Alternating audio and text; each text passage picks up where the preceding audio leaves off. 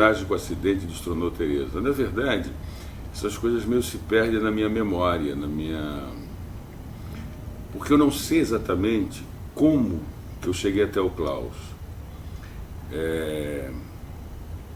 Ou se foi o Klaus que chegou até nós. Eu sabia de um cara que fazia balé. Um cara que fazia um trabalho de balé que era diferente do que se faz normalmente. E eu tinha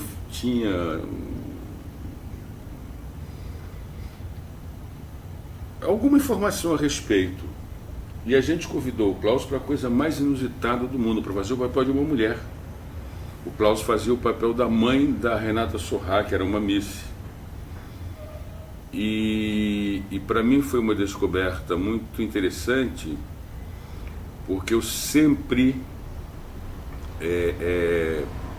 optei, desde que eu comecei a trabalhar como ator, por um uso, às vezes até excessivo, do corpo. Isso, vou te explicar por quê. Eu acho que faz lógica, faz sentido. Quando a gente começou a fazer teatro em Recife, a gente começou a fazer teatro para ilustrar o método de alfabetização do Paulo Freire, que se inspirava numa coisa que ele chamou de universo vocabular, ou seja, ele pesquisava na comunidade qual era a palavra mais usada e a partir daquela palavra ensinava os adultos a ler. Eventualmente a palavra que ele descobriu na zona da mata de Pernambuco foi tijolo, então eles começavam a aprender a ler, escrevendo e lendo tijolo, sílabas, aí iam vogais e consoantes, etc. A gente fazia teatro para ser porque aquilo era feito através do rádio, para ser uma espécie de ilustração viva do que acontecia na aula. Por conta do universo vocabular, a gente inventou ou intuiu que haveria também um universo gestual, que os camponeses da zona da mata pernambucana teriam também um universo gestual, ou seja, uma sucessão de gestos que eles repetiam, que eram do cotidiano deles, que era do jeito deles de ser, que a gente podia usar para interpretar. Então a gente trabalhou durante um bom tempo nisso. Passa-se tem um golpe, eu vim embora para o Rio, etc. E daí eu ouvi o Klaus falar alguma coisa que era semelhante a isso, que se assemelhava a isso, que havia um jeito de usar o corpo para representar que era diferente do padrão que se usava para representar, que era senta, acende um cigarro e segura um copo de uísque na outra mão, que era uma forma de você não fazer os gestos paralelos e de você saber o que fazer com as mãos. E sentar era também para saber o que fazer com o próprio corpo. Então você imobiliza-se. E de repente um cara falava que não precisava fazer isso, que era semelhante àquilo que a gente, de forma intuitiva, sem nenhum conhecimento de dança, de balé, de expressão corporal, que era um termo que não existia, que nunca ninguém tinha falado, tinha pensado em Recife. Bom, sei lá, por isso, de repente, o Klaus estava fazendo a minha peça. E era impressionante, porque o Klaus tinha 1,90 m e ele fazia uma mãe mignon. E ele fazia uma mãe com uma feminilidade, com um universo de gestos riquíssimo, plantado, sentado num cubo. Ele não andava, até porque a gente achou que se ele ficasse de pé perto da Renata ficaria imensamente grande. Ele ficava sentado, e sentado, confinado num cubo, ele fazia 1000 coisas. Ele tinha um arsenal de gestos, de movimentos que me parecia fantástico e que não correspondiam em absoluto àquela imagem que eu tinha do balé. Ainda que a gente pudesse perceber que havia uma técnica de balé clássico naquela pessoa, mas não se percebia todo um malabarismo. Acabei de fazer uma bobagem. Todo o malabarismo, estou chamando de malabarismo, claro, que eu identificava no balé, até porque porque, por ir ao municipal e de algum modo, ia por curiosidade mesmo, não ia porque fosse um aficionado por dança. Eu passei a ser depois, quando eu conheci a Pina Bausch, quando eu conheci o Balé da Ópera de Wuppertal e quando eu conheci Dança contemporânea. A dança contemporânea. E aí,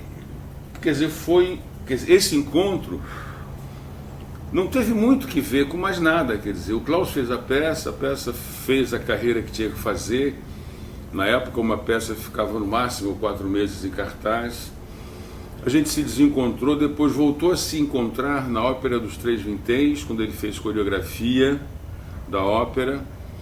E era interessante porque depois eu tenho certeza de que o Klaus jamais tinha visto até aquele momento isso, mas era muito semelhante à surpresa que eu tive quando assisti a Pina Bausch nos Sete Pecados Capitais. Nesse caso, ele conseguia que pessoas não muito habituadas, não muito habituadas a dançar, ou a se expressar corporalmente, fizessem movimentos com aquele tipo de desarmonia tão harmoniosa, que era o que ele conseguia com os bandidos da ópera, com as mulheres da Ópera dos Três Vinténs. A ópera foi um retumbante fracasso, porque ela aconteceu num momento em que o Rio estava inundado.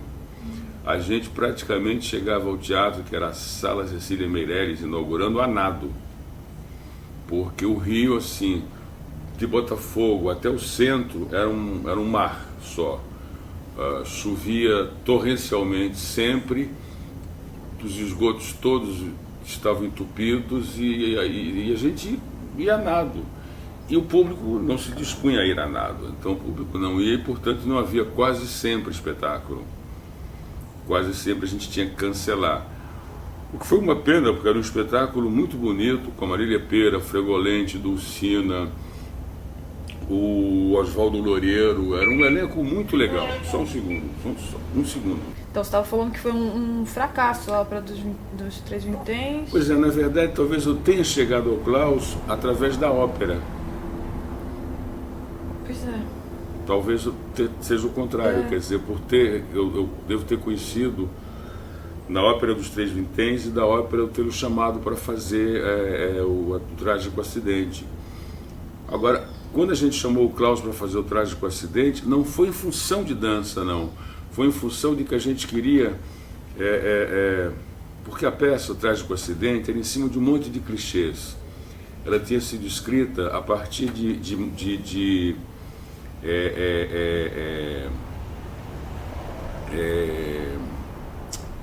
como é que se diz? De manchetes de jornal.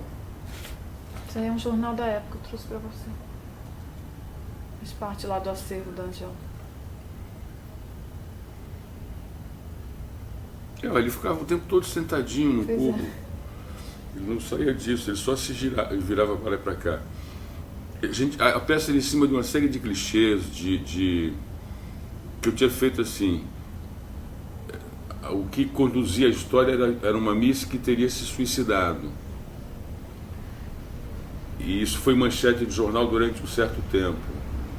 Eram duas coisas em manchete de jornal da época. Um papagaio que tinha denunciado um adultério,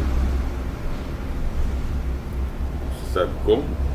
E uma Miss que tinha se matado, de Niterói, ela se jogou da janela. E eu juntei várias manchetes de jornal. Então eu queria evitar o clichê que a manchete e a mãe eu queria que fosse um homem. E o Klaus topou fazer. E fez aquilo tudo que eu já falei, só se inverter a ordem. O Arquiteto foi outra coisa, quer dizer, tá fora de ordem mais ou menos, mas é assim. Eu acho que entre a minha peça e o Arquiteto a gente ficou meio separado, meio longe um do outro, porque eu não queria mais ser ator. Eu trabalhava como ator porque eu trabalhava, eu fui estudar na PUC, eu fui fazer sociologia. E eu fiz esporadicamente teatro, acho que ajudou a gente numa peça na Opinião, se eu não me engano. Não sei se foi ele ou foi uma outra mulher, a Tereza, qualquer coisa. que ajudou a gente numa peça do Plínio Marcos, o Imbecil até o Entendimento. Acho que foi ela, Tereza. A gente tinha que andar em cima de um cenário louco que o Vergara bolou, que era um chão coberto de lona sobre pneus, sobre câmaras de ar. Então era muito difícil andar. Era um troço que a gente vivia com distensão. E alguém ajudou a gente nessa época. No caso do arquiteto, foi engraçado. Até então, nunca se tinha ouvido falar de expressão corporal no meio de teatro. Ninguém sabia disso, ninguém falava disso. Quer dizer, ainda que a gente tivesse feito um teatro mais ou menos anárquico e com o uso do corpo atabalhoado, mas diferente, até por agressão da parte da gente, aquele padrão que, digamos, o teatro mais tradicional usava, de cigarro, copo, poltrona, abre e fecha a porta, etc. Ou seja, o uso o mais elementar do corpo e dos movimentos. No que a gente fazia, porque a gente fazia um teatro muito mais de agitação e propaganda, a postura física e uma certa agilidade eram indispensáveis. Quando a gente foi fazer o arquiteto, a gente começou a ensaiar também sem nenhum tipo de planejamento. Eu fui fazer a peça assim porque eu gostava do Rubens e do Ivan, do Rubens Correia e do Ivan de Albuquerque, e porque eu falei, eu vou fazer. Eu também estava um pouco entediado com o curso na PUC, porque meus professores tinham sido caçados ou presos, e eu achava que o curso que eu queria fazer não fazia mais sentido, até porque o que eu queria não era o diploma, eu queria uma disciplina para minha leitura, porque eu sempre li muito e desordenadamente, se basta ver minha casa, quer dizer. Então eu achava que a faculdade me daria uma disciplina, não me deu. Eu fumei muita maconha na faculdade, eu faltei muita aula, eu fui muita passeata, eu não aproveitei nada do que ela poderia me dar e que não me daria, enfim. Aproveitou isso, né? Aí a gente foi fazer o arquiteto e tinha uma cena do arquiteto na qual a personagem tinha que falar com os pés. E a gente não sabia como resolver isso.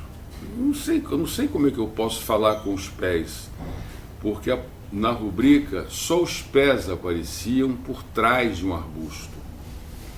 E o cara tinha que dizer com os pés uma frase de Dante Alighieri. Aliás, 2 ou 3 frases de Dante Alighieri. Fora isso, eles passavam por várias personagens em fração de segundos, porque era um grande jogo de 2 caras perdidos numa ilha. E também isso pra gente era uma coisa muito complicada, porque numa hora eu dizia assim, façamos a guerra, em seguida somos macacos, e ia daí pra frente. E daí a gente se lembrou,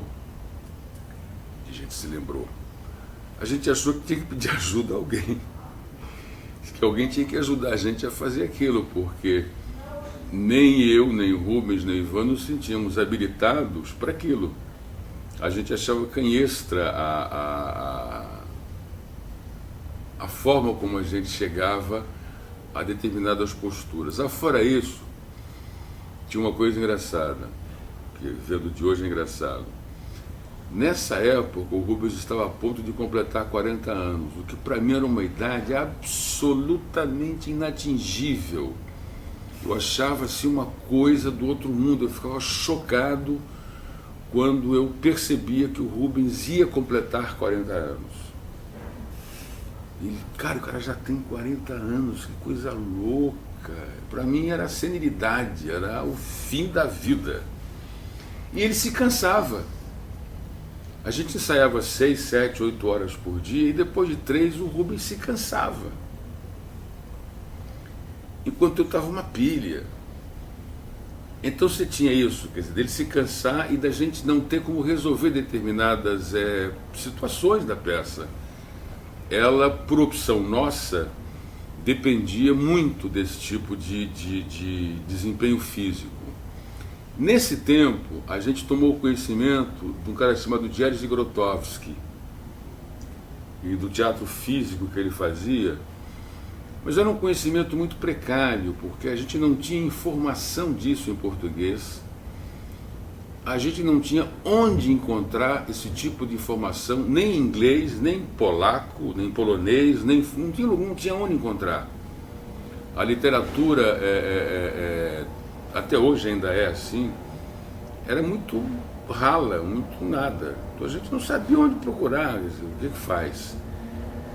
Mas a gente sabia, mas intuiu que era por pessoas que tinham tinham visto o teatro pobre, que tinham ouvido falar e que falavam de um espetáculo do qual eu vi algumas fotos, que era feito em cima de uma mesa, com a plateia vendo ao redor da mesa, etc, etc, etc. E aí surgiu o nome do Klaus, que foi com a função de me ensinar a falar com os pés. O que ele tinha que fazer era traduzir em movimentos dos meus pés, assim, ficava assim,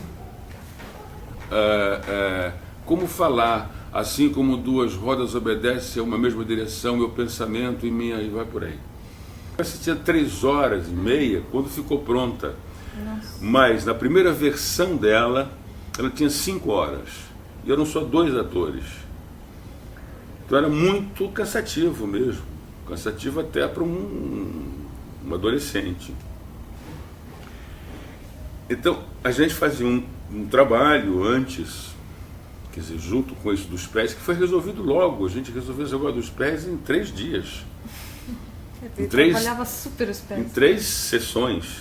O lance dele era o pé. 3 sessões a gente já sabia como fazer, já inclusive tinha mais frases, a gente podia escolher, variar e tudo mais. E aí veio isso de uma preparação física para a resistência física da gente. Eu tenho que admitir, o Klaus que me perdoe, de que ele esteja, que eu sempre roubei nessas aulas. Porque eu tinha uma certa preguiça daquilo. Até porque, por conta disso, a Tatiana Leskova enfiou na cabeça que eu devia ser bailarino, que era um desperdício que eu não estudasse balé. E ela foi a alguns ensaios, ela era amiga do Rubens e do Ivan. E o Klaus dava aula na escola dela. E o Klaus trabalhava com ela, então, sei lá, o Klaus falou para ela ou alguma coisa e ela me pentelhava para eu, você tem que fazer balé, você é um potencial primeiro bailarino. E eu achava aquilo uma coisa perigosíssima, eu achava um horror essa possibilidade. Então eu roubava muito nas aulas, eu fazia o possível, eu chegava atrasado, eu fingia que fazia o exercício, eu batalhei muito, sobretudo quando a Angel ia, porque a Angel é uma carrasca, né? Eu adorava. A Angel é de uma disciplina, era a delicadeza que o Klaus tinha, e eu acho que ele percebia que eu roubava, claro, quer dizer, e no fundo ele conseguia me roubar no meu roubo, porque ele conseguia que no meu roubo eu fizesse o que ele queria, sem que eu percebesse que estava fazendo. Angel não, Angel era uma coisa de uma alemã, era uma coisa maluca. Mas o resultado disso foi que no Teatro Ipanema a gente descobriu as possibilidades do próprio corpo como instrumento de representação teatral.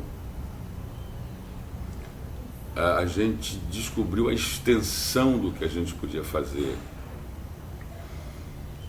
E eu acredito que boa parte da revolução que o arquiteto provocou, e provocou uma revolução no teatro aqui no Rio de Janeiro, e por extensão no país, porque vinham pessoas de São Paulo, de Minas, de Porto Alegre, que tinham notícia desse espetáculo para assisti-lo aqui. Essa revolução a gente deve muito ao trabalho do Klaus, que eu imagino também não sabia muito bem o que estava fazendo. Ele estava de alguma maneira se descobrindo, ele estava passando de uma forma para outra. Com certeza o teatro de alguma maneira ordenou essa forma nova, esse jeito novo do trabalho dele lá. Quando o Arquiteto estreou, foi um assombro para as pessoas. Foi um assombro que em teatro se pudesse levar a expressão corporal, que aí começou a ganhar esse nome, até aquele limite, até aquela extensão. Ou que o corpo para o ator tivesse tal expressividade. O que era grande nos atores não era o corpo, era a voz. Os atores eram muito mais aparentados ao dizer que ao ator. Mostrar, exibir. Claro, e aí a gente foi juntando, claro, porque a gente logo em seguida fez viagens para fora do Brasil, a gente foi juntando as influências que a gente adquiriu pela leitura e por ver as coisas do Grotowski, do Artaud, do Peter Stein, da Pina Bausch, daquele cara de Hamburgo que fez um Midnight Summer Dream, também teve, na mesma época, um período aqui no Rio, final dos anos 70, quando muito da dança moderna veio e a gente teve possibilidade de ver, etc. E muito do teatro moderno. A gente foi visitado na época pela dissidência do Living Theatre, via Joe Chaikin, pelo próprio Living Theatre. Teve alguma coisa em cinema que foi possível ver, em filme, etc. E assim por diante. E Wilker, você lembra assim especificamente de uma coisa que o Klaus tenha mexido no teu corpo, que te marcou, assim? A Marina Pera falou muito ontem de coisas que ficaram no corpo dela para sempre, né? Olha, a coisa que ficou no meu corpo para sempre, por exemplo, hoje eu sou um senhor de idade, eu tenho 60 anos esse ano, e eu continuo fazendo, eu malho todo dia, e nada no meu corpo está duro, tá tudo solto, tá tudo, porque a gente fazia umas coisas de... Essa memória fica, quer dizer, a gente começava a trabalhar o dedão do pé, aí ia dedo por dedo do pé, depois o peito do pé, depois o calcanhar, depois, sabe? Eu adquiri no trabalho com ele e com o Angel.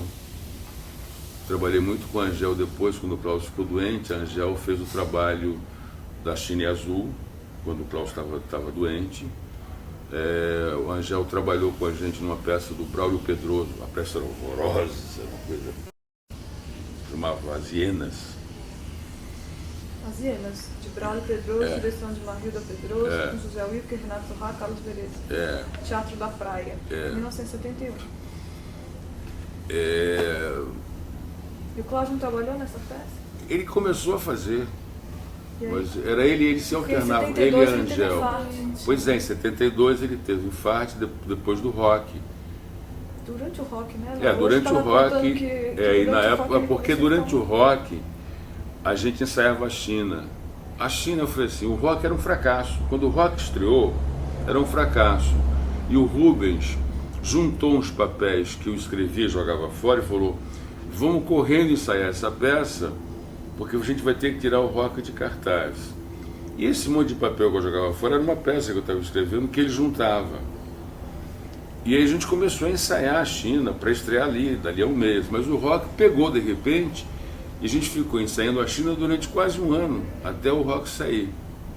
E nesse meio tempo, a Angel que trabalhava mais com a gente. E depois o Klaus ficou doente. O Klaus teve infarto e tudo.